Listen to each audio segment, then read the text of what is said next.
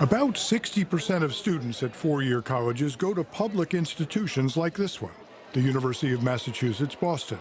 These colleges are relatively inexpensive, but that doesn't mean they're cheap. How many of you, when you graduate, will owe money? Wow, almost everyone. How much will you owe? 25. 30,000? 40. 40,000. Yeah, 40. 55. About 65. College costs have been climbing for years. Since the early 80s, tuition and fees have grown 375%, almost 3 times more than median family income. The average public college now costs about $14,000 per year, and private colleges are approaching $35,000. With a deteriorating economy forcing cuts in state spending, the trend is likely to continue. More students than ever are borrowing from federal and private lenders to foot the bill. I think that it becomes a sort of standard practice to just accept the fact that if you want to get what you want out of life, you're going to have to be in debt. Ian Witherby will graduate from UMass Boston this spring with a degree in philosophy and at least $65,000 in federal and private loans.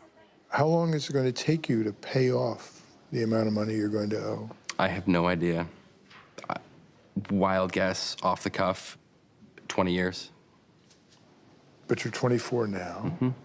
You'll be 44, 45 years old. Yeah. Does that scare you? Do what you love and the rest will follow. It doesn't matter what you're doing or what you're making, as long as you're doing what you really want to be doing. I don't care what it costs. Is that what you're saying? It's pretty darn close to that. Yep. 2 years ago, Annabelle Rosario was like Ian Witherby, taking out high-interest private loans to cover the cost of her degree. But after graduating from UMass Dartmouth in 2007, her debt, $67,000, began to take its toll. To make her loan payments, which will soon total about $900 per month, Annabelle works as a high school career counselor and answers phones at a domestic abuse hotline. If she continues to make minimum monthly payments, her debt could swell to over $100,000. What does your mom say? She feels really bad because she couldn't help as much as she wanted to. You know, you have those kids who their parents, they were fortunate enough to have their parents or grandparents pay for their education.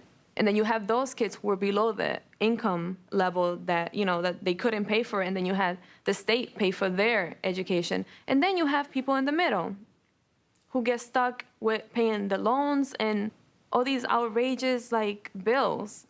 It just is, it's not fair.